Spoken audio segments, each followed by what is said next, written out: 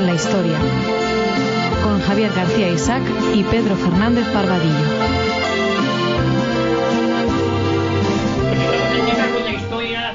Con todos ustedes aquí en Radio Ya con don Pedro Fernández Barbadillo. Pedro, ¿cómo estás? Buenas tardes. Muy buenas tardes, encantado de estar aquí otra vez en esta hora tan taurina. Bueno, hoy tenemos un invitado, un buen amigo de esta casa, ni más ni menos que Rafael Rodrigo, profesor, doctor en historia.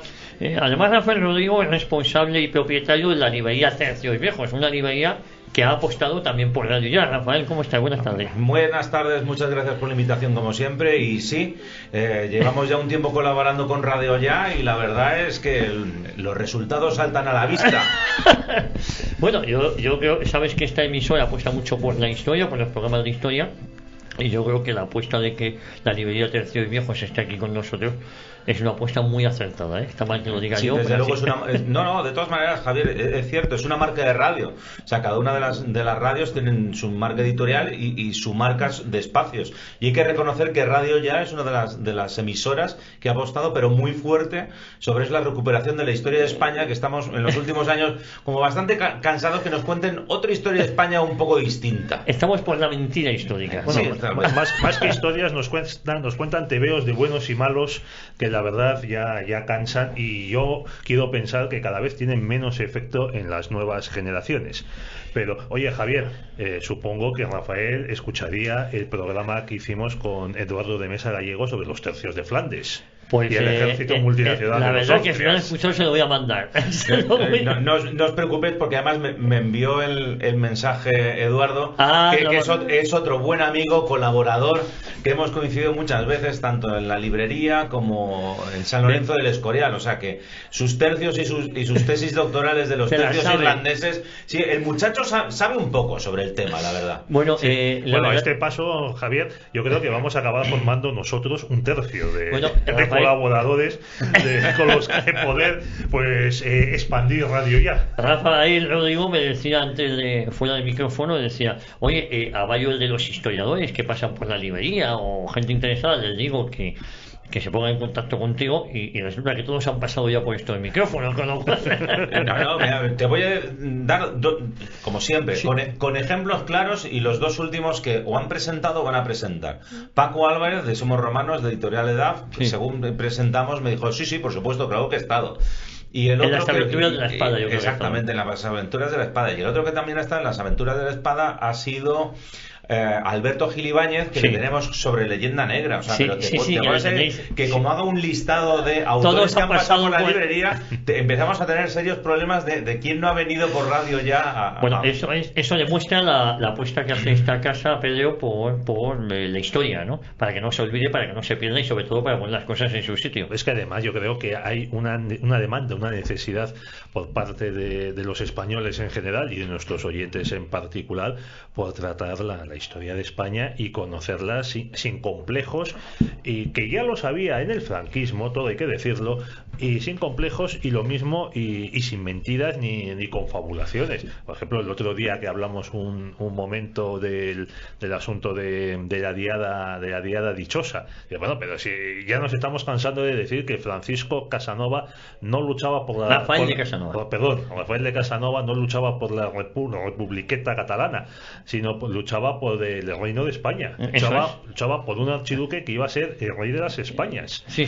Y luego, bueno, ya por supuesto ya es sabido pues que fue indultado por Felipe V, que pudo volver a hacer negocietes con el bufete de abogados, al derecho. Pero claro, es que no se habla en cambio del jefe de la resistencia militar, del jefe militar de la plaza de Barcelona, Antonio de Villarroel, que ese no fue indultado, no fue perdonado, sino que fue encarcelado, y según la leyenda en una celda en la que entraba el agua de mar, porque creo que fue en la Coruña, y entonces en su celda, según se cuenta, vete a saber ya si es verdad, porque claro, cuando entra el nacionalismo, sobre todo ahora tenemos el nacionalismo catalán en la historia, pues chico, la fantasía galopa y demás. Bueno, pues pero lo cierto es que Antonio de Villarroel fue encarcelado por Felipe V y murió en la cárcel. Bueno, y de este pobre señor, que era el jefe militar, el que estaba sujeto, obediente al conseller en cap, que era Rafael de Casanova, no se acuerda nadie. Oye, efectivamente, Pedro, hoy hay un tema muy interesante, el tema que nos ocupa, el ejército de Hendaya, el ejército español en 1940. Oye, pues yo creo que es un tema interesantísimo, porque mira, mi abuelo, paz descanse, que ya murió en el año 80, pues tenía la costumbre, cuando coincidíamos en verano, de hacerme sacar un atlas descomunal, estos de tapa dura, inmenso, vamos, con unos mapas, vamos, o al menos a mí me lo parecía, porque claro, uno tenía 10 años, 10, 11 años. Y entonces pues me solía explicar pues la campaña del Afrika Korps, y que le gustaba, o el desembarco de Normandía. A él le gustaba más el Afrika Korps, la verdad, todo hay que decir. Cada uno tiene sus gustos, sus tendencias y demás, porque esa era una guerra entre caballeros. Entre Rommel por un lado, Montgomery por el otro, los italianos tocando la mandolina y siempre, o cantando ópera y demás. Y él, hablando del asunto de Hendaya y de si España entraría o no entraría, porque no entró en la Segunda Guerra Mundial, pues él me lo resumió, y me acuerdo perfectamente, con una sola frase. Y él ten en cuenta que era ingeniero y trabajaba en Altos Hornos de Vizcaya, o sea que sabía lo que era la industria.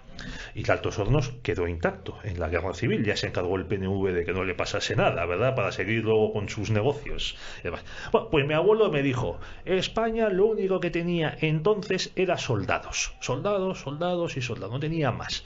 Y efectivamente yo creo que con Rafael y Rodrigo vamos a confirmar que solo había soldados, porque no había ni tanques, ni aviones, ni blindados, ni obuses, ni submarinos. ¿No es así, Rafael? La verdad es que poquita cosa teníamos. E incluso tampoco había tantos soldados, ni había tantos soldados con experiencia, faltaban muchos oficiales de carrera. Y claro, todo se resumía. Hay una anotación propia de Franco en un documento bastante extenso sobre la situación de armamento español en 1939, que yo creo que define muy bien, y es una anotación manuscrita del propio Franco. Perdona, ¿antes o después de que acabe la Guerra Civil Española? Después. O sea, en ese periodo, al terminar, en ese periodo que tenemos entre abril de 1939 y esa reunión de Hendaya en 1940. Vale, entonces tenemos un informe del ministro Varela sobre el ejército de tierra. Cada uno de los capitanes generales y ministros militares, y Franco tiene su propia copia para que trabajen, y lógicamente esta copia está en la Fundación Nacional Francisco Franco, que puedo asegurar que se puede acceder tranquilamente sin ningún tipo de problema. No está restringido a los historiadores ni ninguna cosa extraña ni rara. Y me llamó mucho la atención una nota manuscrita que ponía, comillas, ¿qué nos puede dar Alemania? Cierra comillas. Y todo gira por eso. Es decir, todos los ministros militares y Franco, que era militar, eran muy conscientes de cuál era la situación militar que tenía el ejército, Fuerzas Armadas españolas. Ejército en cuanto a ejército de tierra, Fuerzas Armadas en cuanto a metemos las tres armas. Pero eran todos muy conscientes de qué se tenía y entonces de qué se podía hacer. Mira, para situar a nuestros oyentes en ese momento, en el año 39, ya el primer gobierno de la Victoria, entonces Franco organiza tres ministros militares con cada una de las armas, y luego también el Alto Estado Mayor, porque en cambio en el gobierno del Frente Popular se crea el Ministerio de Defensa. Es la primera vez en España que funciona como tal el Ministerio de Defensa, que creo que lo desempeña Indalecio Prieto. Sí, pero entonces vamos a ver y vamos a poner en situación, porque es una de las grandes discusiones más políticas que castrenses. Entonces, en el momento que metes toda la historia con el prisma político, vamos muy mal. Entonces, vamos a verlo desde un punto de vista meramente militar. ¿Por qué hay tres ministerios militares y no uno? Entonces, por supuesto, porque Franco lo que quería era tener al ejército, las Fuerzas Armadas divididas en tres, de tal forma que él siempre tuviera el control de todo. No, vamos a ver. Si ves cuál es la evolución desde finales de los años 20 hasta la Segunda Guerra Mundial, resulta que lo que son las grandes potencias comienzan a tener tres ministerios militares. Alemania, Italia, España, creo recordar que el Reino Unido. Sin embargo, Estados Unidos nunca tuvo tres ministerios. Los japoneses hicieron unas cosas un poquito distintas, pero digamos era tendencia de la época. Perdona, Estados Unidos tuvo dos. ¿Tuvo dos? No tuvo ni uno ni tres, dos. Tuvo dos. Tuvo dos, que eran Ejército y Marina. Ejército y Marina. Y la Fuerza Aérea estaba metida entre ellos, aunque luego la Fuerza Aérea desempeñaba sus funciones totalmente por libre. Entonces, es una cosa que es corriente de la época. Yo me acuerdo de una película en la que protagonizó John Wayne, no me acuerdo del título, que precisamente explica los piques que había entre los aviadores del Ejército y los aviadores de la Marina. Tú también te acuerdas de esa película. Sí, perfectamente. Pero no del título. Del título no. Blanco y negro, John Wayne, finales de los años 50, y además explica el desarrollo del bombardeo en picado. Sí, me acuerdo de la película, pero perfectamente. Y entonces las peleas que tienen entre ellos, porque hacen competiciones, a ver quién llega antes y demás. Yo creo que John Wayne está en la aviación del Ejército.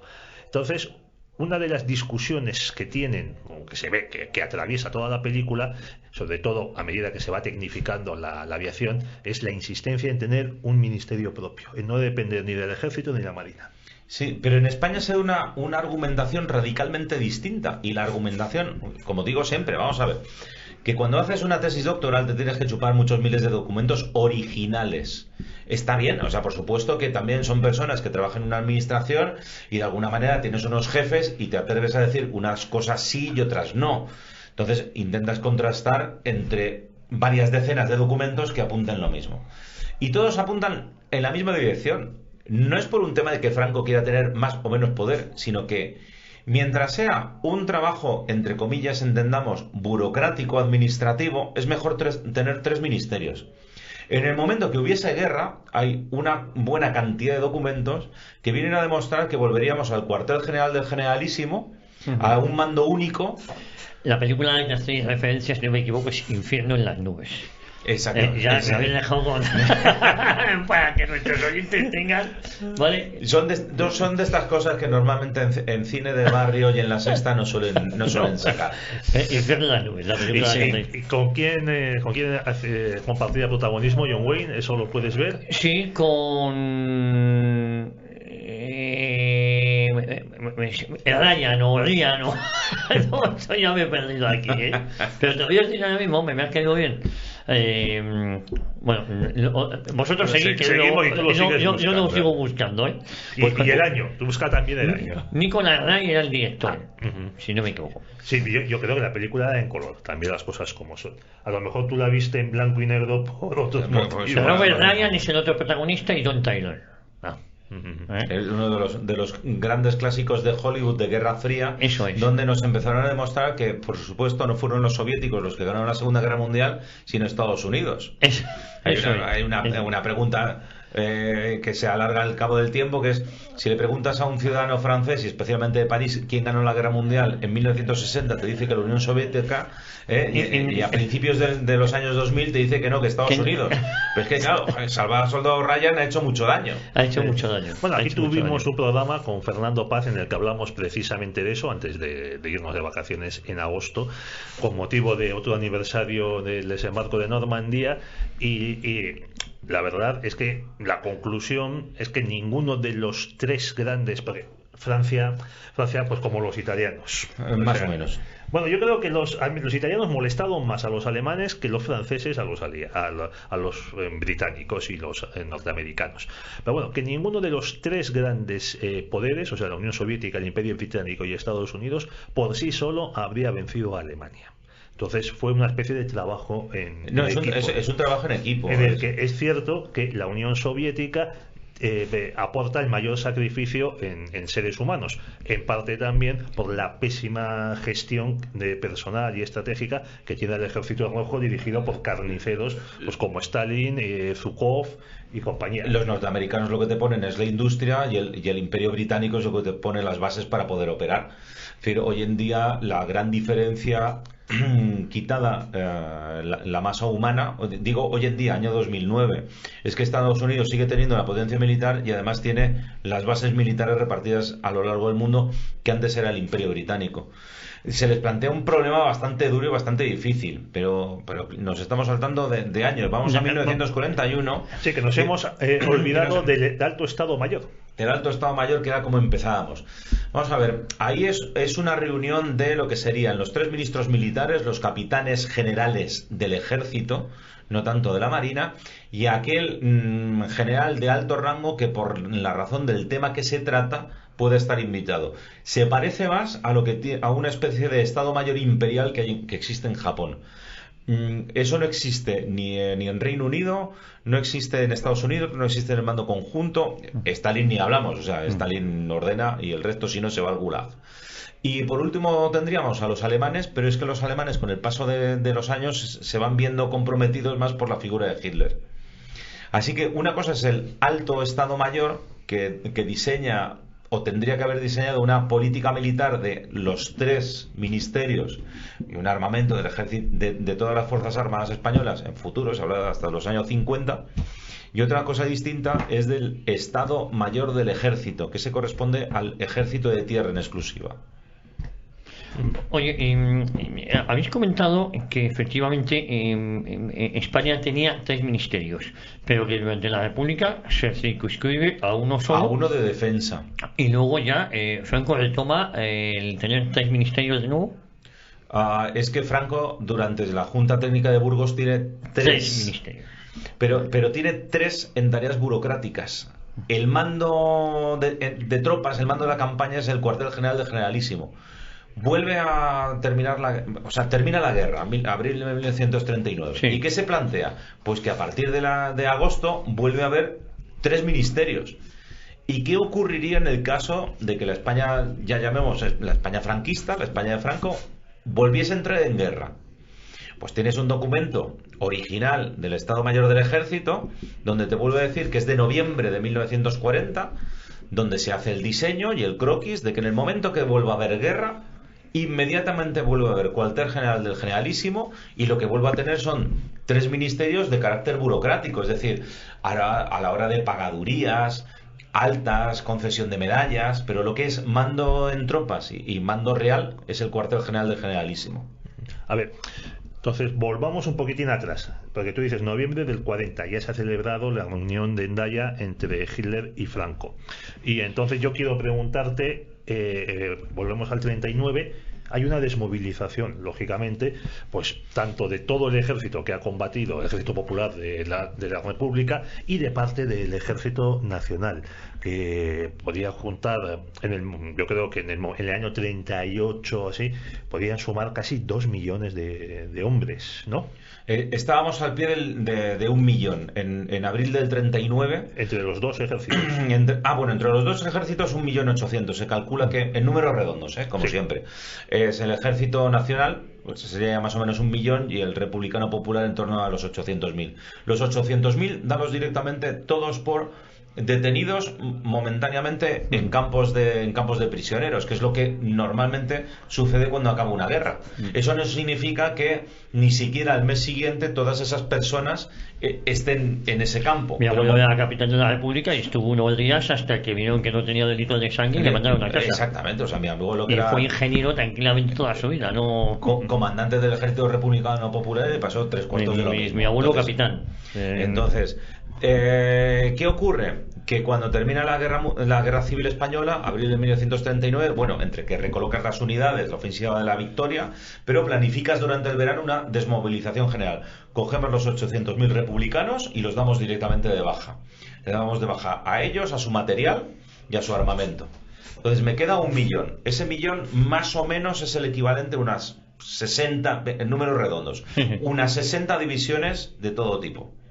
Serían básicamente 58 de infantería y 2 de caballería, más unos cuantos regimientos sueltos de carros. Eso es lo que hay que reformar durante el verano, porque no es posible, no se puede pagar 1 millón de hombres en armas. Entonces, ese verano se pasa y se reduce, y nos reducimos a una idea inicial de unas 25 divisiones, que es reducir bastante. Pero a su vez hubo cursos de adaptación para los oficiales provisionales en las academias militares. Claro, porque había falta de oficiales, creo que lo has mencionado al principio del programa. Hay personal cualificado, falta mucho, falta muchísimo. Falta cuerpo auxiliar subalterno del ejército, guarnicioneros, intendencia, armamento. Y luego tengo oficiales de carrera, porque claro, pensemos en una Segunda Guerra Mundial. Cuando Alemania entra en la Segunda Guerra Mundial, todos sus oficiales de carrera han hecho mínimo 3 años. cuando estamos hablando del año 43-44, los cursos de especialización son de 3 semanas y al frente. Entonces, faltan muchos. Que tengo alférezes provisionales, que son gente que normalmente tiene bachillerato, estudios, y entonces le puedes dar una formación de oficial, pero no han cursado sus 3 años de oficial de carrera. Entonces, les tengo que reformar. Entonces, tengo mucho además oficial habilitado. Tengo tenientes que hacen de capitanes, capitanes que hacen de comandantes, comandantes que hacen de coroneles. Entonces, y no han pasado los cursos de formación. No vale solamente con la experiencia. Entonces es una cosa que detecta el ejército español, y cuando toma contacto 39-40 con Alemania sobre la posible intervención en guerra, es una cosa que transmite. Es decir, podemos tener un ejército que tiene experiencia de combate, que ha soportado 3 años de guerra, pero seguimos teniendo muchas carencias de oficiales y soldados verdaderamente formados en academia. ¿Franco era consciente de esas carencias nada más terminar la guerra? Sí. Franco lo tenía claro. Lo tenía claro, no. Más de 120 puntos en más de una veintena de reuniones entre el ministro Varela y Franco, donde se hablaba de todos y cada una de las cosas, porque Varela, el primer ministro del ejército hasta el año 42, llevaba un desglose minucioso de todas las reuniones con Franco y de todos los puntos que se iban tratando, y luego iba haciendo como hacemos todos en una reunión: vas poniendo un tic, dice que lo conversaremos en la siguiente reunión, da su visto bueno, prefiere que no, y se trata absolutamente de todos los temas. Entonces, cuando llegamos a 1940, en esa famosa reunión Franco-Hitler en Endaya, donde se supone que Hitler le invita a entrar en la guerra, Franco era consciente de que con el ejército que teníamos sería muy complicado. Sí. No hablo ideológicamente, hablo de técnicamente. Sí, claro, de técnicamente. Además, yo siempre hago una diferencia muy grande. Hitler era político, Mussolini era político, Stalin era político y Churchill era político, aunque durante un pequeño tiempo fue militar. Sí. Aunque creo que su participación en la Primera Guerra Mundial dejó bastante que desear. Lo que tocaba Churchill pelean. Sí. Y con un alto coste y entonces de vida, hay dos personajes de la Segunda Guerra Mundial. Uno que a nosotros nos afecta más, y hemos hablado más veces, lógicamente, Franco. Pero hay otro gran desconocido de la Segunda Guerra Mundial, que es el Mariscal Pétain. El Mariscal Pétain ganó una Primera Guerra Mundial. Franco y Pétain se conocían de la guerra de África. Derrotaron los dos a Abdelkrim. Franco tiene, sí, de momento creo que no se la han quitado, ¿no? La Legión de Honor. Lo han intentado el gobierno español que se lo quitaran a Franco, pero el gobierno francés dijo que no. El gobierno francés dijo que no, porque fue una cosa previa a... el Mariscal Pétain tiene la laureada de San Fernando. El Mariscal Pétain fue embajador en España en 1939, o sea que se conocían bastante, y los dos eran profesionales de aquello. Entonces, claro que estaba informado. ¿Por qué? Porque su ministro del ejército se lo decía. El de Marina, el del aire ya sería otra cosa, pero bueno, luego tuvimos a Vigón.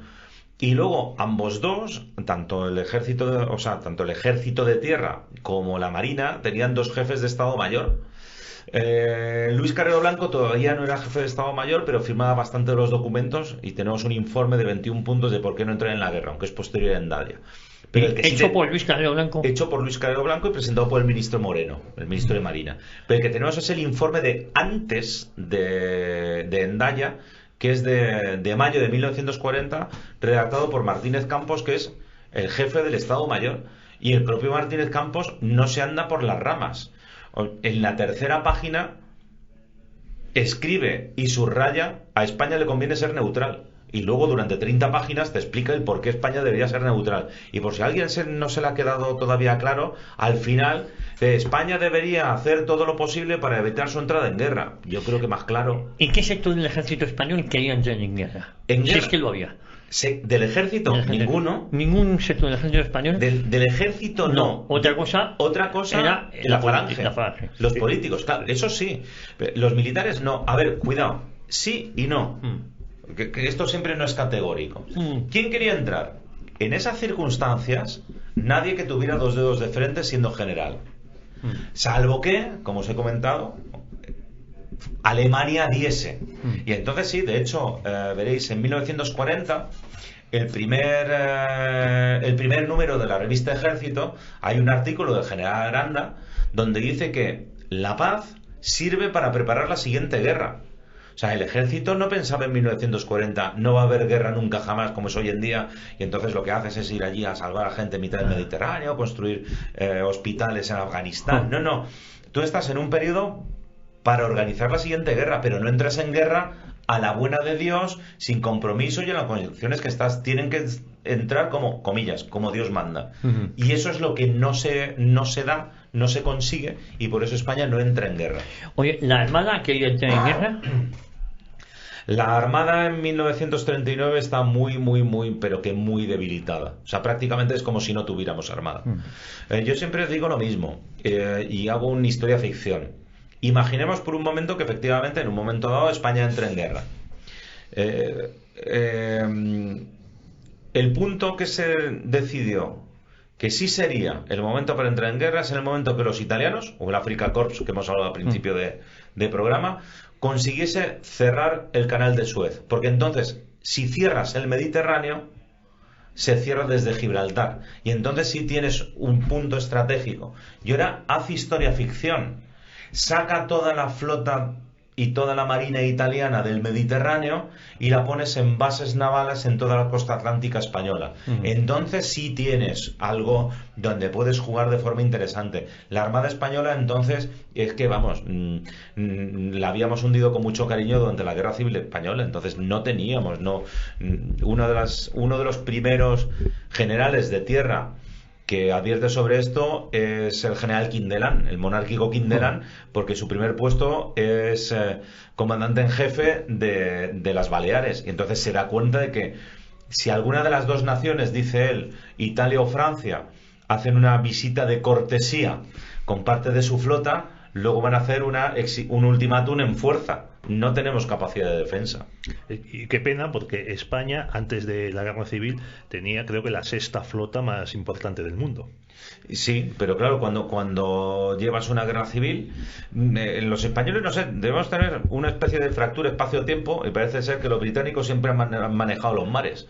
Entonces resulta que hay un buen amigo, Agustín Rodríguez, que es catedrático. Lo hemos tenido aquí muchas veces, Agustín Rodríguez. Otro de la lista. ¿Veis cómo siempre coincidimos? Es que, ¿dónde hay calidad? ¿Dónde hay calidad? Hombre, Agustín es de los que más sabe de la Armada, y con él hemos hecho aquí programas memorables. Efectivamente. Pedro, sí. Pues entonces ya nos decía que en esa España del siglo XIX, que parecíamos que eran los últimos monos, teníamos la Cuarta Armada Mayor. Entonces, que en 1936 tuviéramos la sexta es bastante importante. Claro que cuando termina la Guerra Civil en 1939 nuestro escalafón se hunde bastante. Oye, antes de continuar, sí me gustaría, has nombrado antes al mariscal Petén. ¿Por qué lo has nombrado? Porque Petén tampoco deseaba entrar en la guerra por el armisticio que firma porque era consciente de las limitaciones que tenía Francia para enfrentarse a Alemania. Los dos fueron muy conscientes. ¿Por qué? Porque los dos eran militares de carrera, y siempre hablamos de lo mismo: la reunión de Endaya entre Franco y Hitler. Muy pocos van más allá y se acuerdan la de febrero del 41 entre Franco y Mussolini en Bordiguera. En el año 41 las cosas ya habían cambiado un poco y ya se estaba preparando además la invasión de la Unión Soviética. Pero es que de regreso, que Franco fue en tren, paró en Montpellier y se reunió con Petén. Y vamos a contarlo un poco de la manera de andar por casa. Y entonces Petén le dijo: ¿y tú qué opinas? Dijo: pues yo no lo veo claro. Dice: pues yo la verdad es que tampoco. Y entonces, ¿y tú qué vas a hacer? Dice: pues yo la verdad es que hasta que no lo vea claro, porque desde luego todos a los ingleses les tenemos unas ganas. Dice: ya, pero no vamos a entrar en la guerra, uno, por nada, y dos, a ciegas. Es decir, los dos somos conscientes de cómo están en este momento nuestras fuerzas armadas. Para que entremos en guerra necesitamos que... Entonces los españoles y los franceses prácticamente coinciden. Necesitamos que el eje cierre Suez, tú entres en guerra, cierres Gibraltar, y entonces ya vamos a la fase 2. Esto no lo tengo en constancia documental, pero estoy absolutamente seguro que en ese momento no hubiéramos traspasado solamente la flota italiana a las costas españolas. Hubiéramos pasado también la flota francesa de alta mar. y entonces ya aquello para los británicos hubiera pintado bastante más complicado. Bueno, en la Primera Guerra Mundial, antes de la Primera Guerra Mundial, en lo que era la entente cordial entre franceses y británicos, que los británicos estaban así y demás, ya hubo un acuerdo por el que Gran Bretaña se comprometía a vigilar, ella poner toda su flota, la Home Fleet, en las costas de la Francia Atlántica y en el Mar del Norte contra la flota imperial alemana, y de esa manera Francia concentraba toda su flota de la metrópoli en el Mediterráneo contra la flota italiana y la austrohúngara, que tampoco era pequeña, aunque también se le suele despreciar a la armada del Imperio Austriaco. Tenía una docena larga una docena y media de buques, algunos de ellos acorazados, lo que era entonces un acorazado, que eran unos monstruos descomunales, y encima en el mar Adriático, que era muy, muy estrecho, pero que podía salir al Mediterráneo. O sea que eso que cuentas es muy interesante, porque es cierto que los italianos, la verdad, su flota hizo más de blanco de los enemigos que de otra cosa, pero hasta que la empezaron a hundir en el Cabo Matapán y otros lugares, la verdad que metía miedo. Sí, por lo menos lo llamaban flota en fuerza. O sea, por lo menos es lo que hicieron los alemanes durante la Primera Guerra Mundial, pero se quedó tan en fuerza que al final casi ni la utilizaron.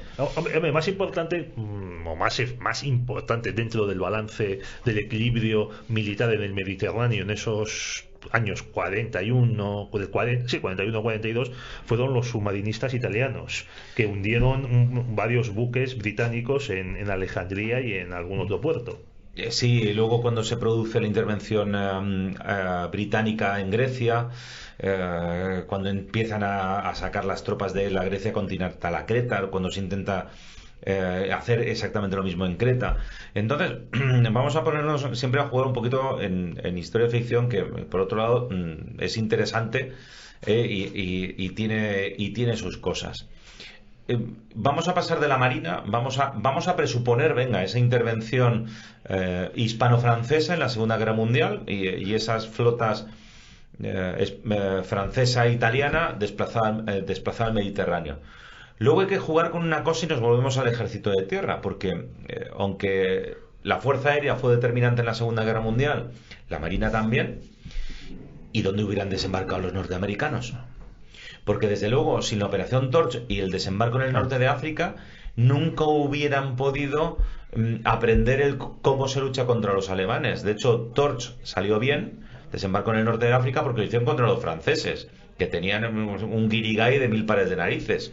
Que no estaban por la labor. Que tampoco estaban por la labor. Bueno, y en sitios como en Siria y en Madagascar resistieron. Bueno, pero más en Siria, menos en Madagascar. Pero el primer enfrentamiento entre tropas norteamericanas y tropas alemanas fue en el paso de Kasserine, y fue un auténtico debacle para las tropas norteamericanas. No sabían, eran unos bisoños, o sea, eran unos novatos. De hecho, el que más se resistió a la política británica de dar prioridad al Mediterráneo fue el general Marshall. Si se hubiera producido un desembarco angloamericano en las costas francesas, ¿qué resultado hubiéramos tenido? Porque en 1942 se produce el desembarco de Dieppe, que es el de los canadienses, y es otro fracaso absoluto. Entonces, es hacer mucha historia ficción, claro, por supuesto. O sea, por eso se va demorando a lo largo del tiempo ese cierto deseo. Además, es que si no hubiesen querido entrar en guerra, hubiera sido algo ilógico que tanto España como la Francia de Vichy no hubieran intentado entrar en guerra contra el Imperio Británico. Otra cosa es que al final no entres, porque no se dan las circunstancias.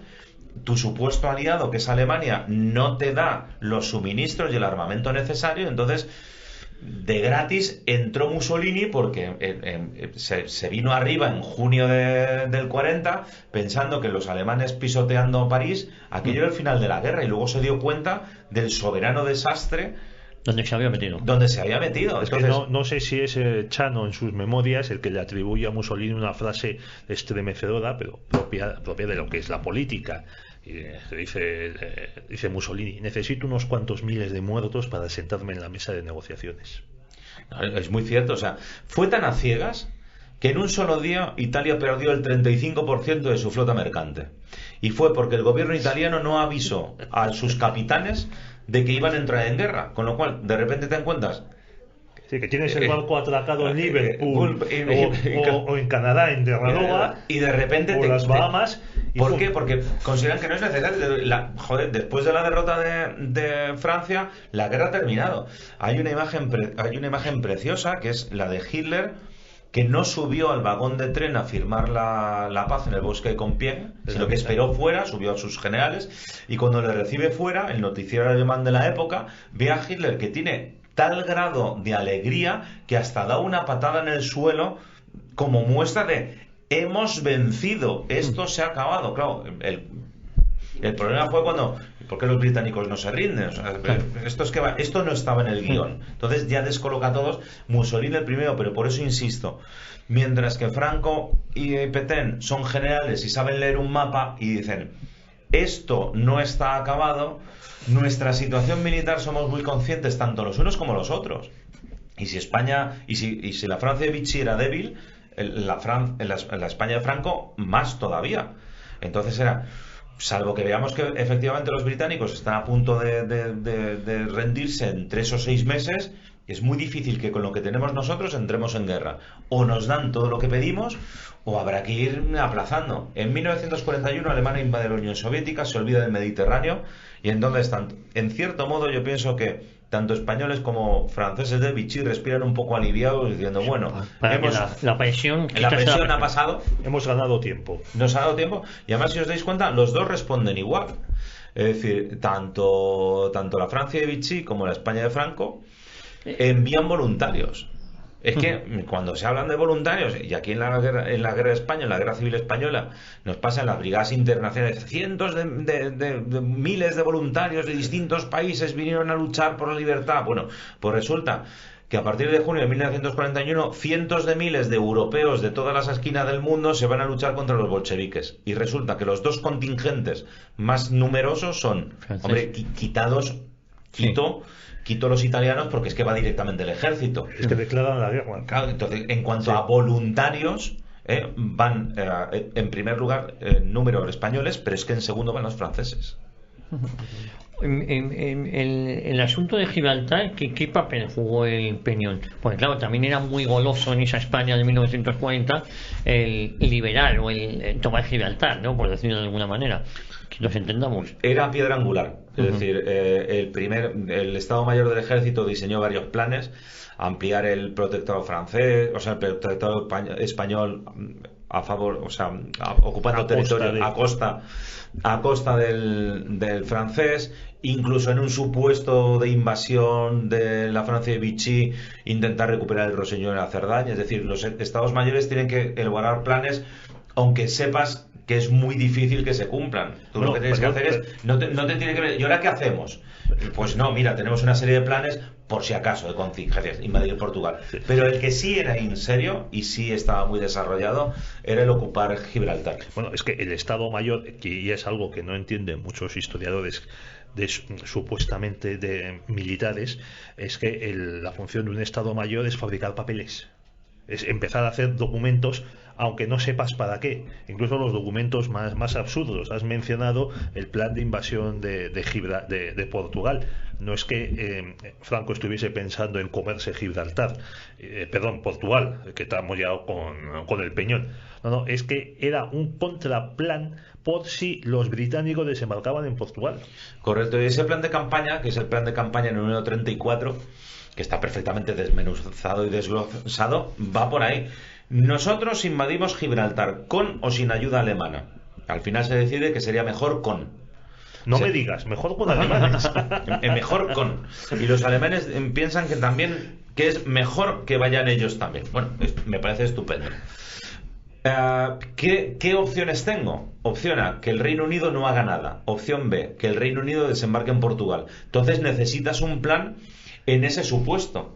Y todos los planes va día D más 1, día D más 2. Es a partir de que los británicos desembarquen o tengamos noticias de una movilización. No, siempre cuando hablamos de Noruega, Y Dinamarca, siempre hablamos de los alemanes saltándose la neutralidad de países pequeños. Lo que no se sabe tanto es que los británicos estuvieron a punto de invadir Noruega y la diferencia prácticamente fue de 24 horas. Bueno, si me permites ahí meter un inciso, el propio Churchill reconoció, creo que en el año 45, o si no en el 46, justo después de acabar la Guerra Mundial, que en el 40 estuvo pensando en invadir Irlanda, que estaba en una situación peculiar dentro del Imperio Británico, tenía una autonomía, pero y su jefe de Estado seguía siendo el rey de Inglaterra, Jorge V, Jorge VI, pero tenía una política exterior propia, el Estado libre de Irlanda. Y ya digo que el propio Churchill reconoció que estuvieron pensando invadirla. Y un país neutral que sí invadieron los británicos junto con los soviéticos fue Irán. Y otros que invadieron fueron Islandia, Groenlandia. Es decir, hay otro informe también del Estado Mayor del Ejército, también firmado por Martínez Campos, que por supuesto son militares, no son políticos. Se dice, visto los últimos acontecimientos, no podemos pensar que las grandes potencias quieran respetar a los pequeños países neutrales. Que estos tipos han engullido a Dinamarca, a Estonia, Letonia, Lituania, a Noruega, a Islandia, a Groenlandia, han presionado a Portugal, van a Irán. Es decir, que tengo una colección demasiado grande como para pensar que a lo mejor toda España no, porque luego ves los planes de unos y de otros y resultaba que estaba más ceñido a...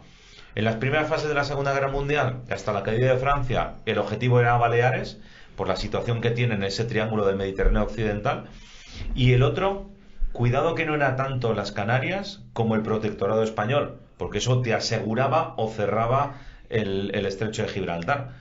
Lo que pasa es que es eso, hay dos grandes países neutrales durante toda la Segunda Guerra Mundial que son cortejados por los dos bandos, que son España y Turquía. Igual que pasó, los turcos en la Primera Guerra Mundial salieron muy escaldados cuando se vieron arrastrados a la guerra y les pasaba lo mismo. Era una maravillosa dictadura militar con unos generales también mandando en el gobierno que también sabían leer mapas. Y dijeron que lo mismo, que no lo veían nada claro. Entonces, hasta que no lo ves claro, otra cosa, digo lo mismo. ¿Y qué hicieron las tres naciones? España, la Francia de Vichy y Turquía. Esperar acontecimientos porque nadie en su sano juicio, en ese 1940-41, no hubiera entrado en guerra si no hubiera considerado que a su nación le beneficiaba. ¿Cuándo se va profesionalizando poco a poco el ejército español? ¿Cuándo la cosa va cambiando? Cuando desde 1940 ya empezamos a trabajar en un ejército profesional, preparado, con más medios. ¿Cómo va? Me temo que no. Siempre topamos con lo mismo. No hay presupuesto. El ejército en España es profesional y lo es profesional con un presupuesto mínimo, no irrisorio, a partir de finales de los años 90. ¿Qué es lo que se hace en los años 40? Bueno, pues se tiene un ejército que se piensa que puede entrar en guerra. Los profesionales son los oficiales. Y aquel servicio militar que dura 2 y 3 años. Pero se sigue pensando que el reclutamiento y la movilización se hace sobre conscriptos, es decir, sobre personas que tienen que cumplir su servicio militar, y entonces, una vez que entremos en guerra, pues con unos oficiales y suboficiales profesionales, el soldado no necesita tal preparación. Luego lo que sí se hace es planificar todo un sistema de armamento, pero topamos con lo mismo. La España de posguerra es la España de la autarquía y es una España que económicamente está muy mal, hasta tal punto el ganado de trabajo del ejército muchas veces estaba en las cuadras porque no había comida suficiente. Los soldados estaban rebajados suficiente de servicio porque no había comida suficiente para todos. Y hay que pensar que siempre se le da cierta prioridad.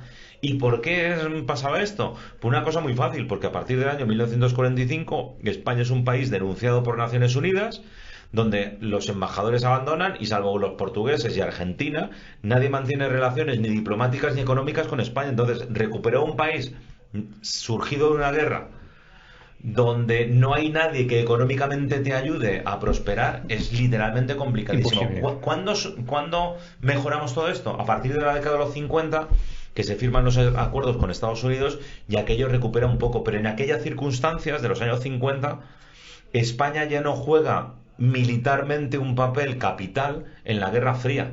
Entonces, el propio Estado y el propio Franco deriva esa ayuda económica más a la reconstrucción económica y social del país que no tanto a unas fuerzas armadas que ya no parecen ser tan necesarias. Estamos en un marco radicalmente distinto.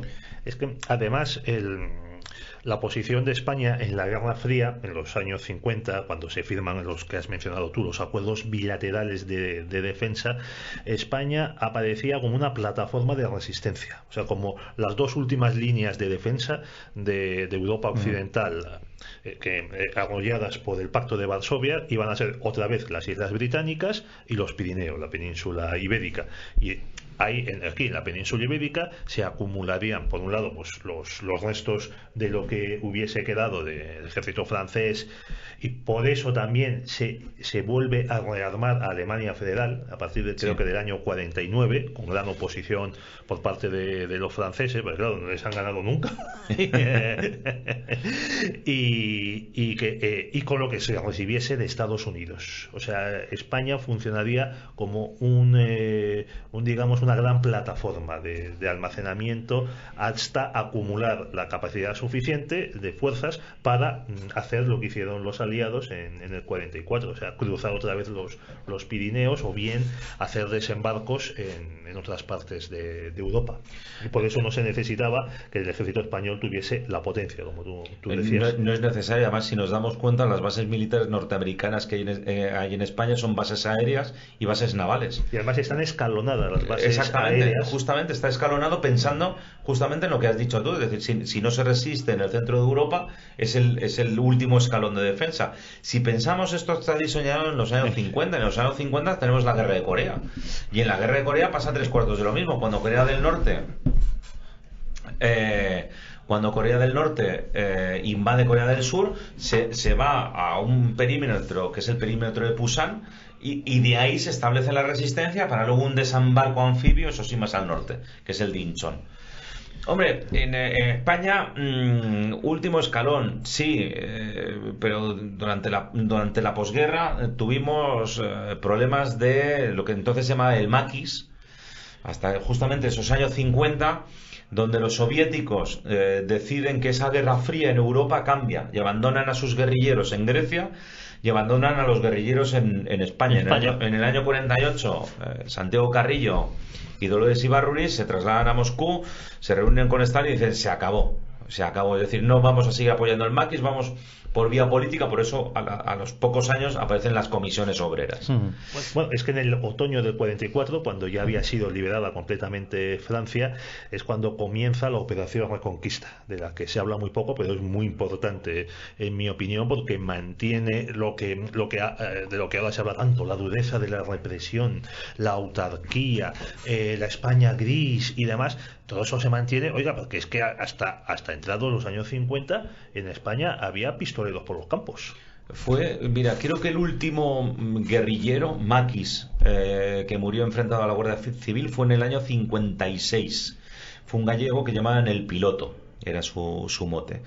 Pero en el año 39-40 en Asturias y en el año 40-41 en los Montes de Toledo, la situación de lo que el régimen entonces llamaba huidos, que era el título oficial que se daba en los informes internos del ejército español, llegó a tal cantidad de miles que hubo que desplazar unidades del ejército regular para realizar 2 campañas de limpieza de los montes. Es decir, la Guardia Civil se vio literalmente superada por todas aquellas gentes que terminaron la guerra civil en 1939, se habían refugiado en los montes, primero sencillamente para sobrevivir, y a partir de verano de 1941, con la invasión de la Unión Soviética, entonces ya intentado el Partido Comunista coordinar a todos aquellos grupos para de alguna manera tener una resistencia armada como la mal llamada resistencia francesa, que tiraban cuatro flores. Eso es una gran novela. Sí, un día habrá que hablar de esa película de ficción que es La Resistance. Mira, cuando hice la tesis tuve que hacer una comparativa para decir, vamos a ver lo que son resistencias. Entonces, mira, tenemos dos que están clarísimas, que son los guerrilleros en la Unión Soviética y la mal llamada resistencia francesa. Y luego hay otros que serían, para mi gusto, los grandes olvidados, que son los yugoslavos.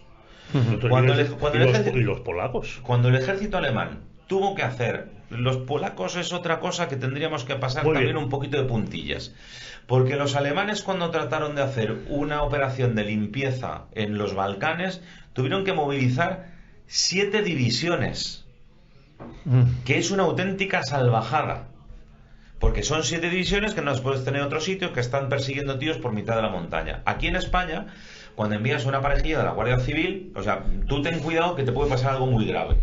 Claro, cuando ves que incluso juntando un tercio de la Guardia Civil aquello no funciona, intentas enviar tropas, que es que estás hablando de algo de muy grave, tanto en Asturias como en Montes de Toledo. Eso sí, terminado el año 41, ese maquis pasa a ser solamente un problema de orden público interno de Guardia Civil y el ejército español no vuelve a intervenir, salvo como hoy en día de vez en cuando de hacer protección de vías férreas, de lo mismo, de una estación de ferrocarril, de un transporte determinado, pero ya se deja el peso en una policía armada y en una Guardia Civil. Claro, hay que tener en cuenta que la policía armada surgió con un pelotón de morteros de 81 milímetros, o sea que eso lo calzaba el ejército regular, o sea que era una policía armada. Es que el nombre te lo está diciendo muy clara, no son los antidisturbios, ¿vale? Es un escalón un poquito más mejor armado, pero no es un ejército regular. Muy interesante lo del maquis, porque yo le quiero dedicar un programa al maquis, Javier. Javier, sobre todo porque, insisto, explica, en mi opinión, parte de la dureza de ese aroma cuartelero que le reprochan muchos al franquismo hasta entrados los años 50. Es que había gente que ponía bombas, que descarrilaba trenes y que mataba gente, pero no solo en los campos, sino que en el mismo Madrid. Y otras capitales de provincias. Y esto eran 4 desgraciados que es que encima son, como dices tú, Rafael, abandonados por el Partido Comunista. Pero son literalmente tirados a su suerte. Perdona, es que aquí al lado se asesinó a Gabriel Trilla y se quiso hacer pasar, como dijeron, por un crimen de maricones, porque le dejaron desnudo y le mataron a puñaladas. Y luego esto se juzgó, se detuvo a los responsables, se les juzgó y se les ejecutó. Y uno de ellos era un español comunista que había estado de resistente en Francia, matando alemanes y supongo que supuestos colaboracionistas, y hubo protestas del gobierno francés. Pero hasta ese punto se llevó que el propio Partido Comunista, Santiago Carrillo, manda liquidadores a España. Sí, por supuesto, porque las órdenes de Stalin no se discuten, se cumplen. Y una de las mayores represoras del Partido Comunista Español fue Dolores Ibárruri, que por cierto, no es que lo diga yo, es que se lo leí en un artículo del diario El País, que no pasa a ser precisamente por un diario muy conservador. Entonces, vamos a poner las cosas en su punto. Es decir, cuando haces historia, hombre, es cierto que todo el mundo tiene sus filias y sus fobias, pero hay una cosa muy clara, que los datos son muy claros. Entonces, volviendo sobre los distintos datos, es por poner un ejemplo. Es decir, Alemania, Hitler y Franco se reúnen. Después de previa a la reunión y posterior, tenemos que el jefe del Alto Estado Mayor, el general Vigón, se reúne con Hitler, que el almirante Canaris no solamente está al cabo de la calle, sino que mantiene reuniones y sus agentes vienen aquí.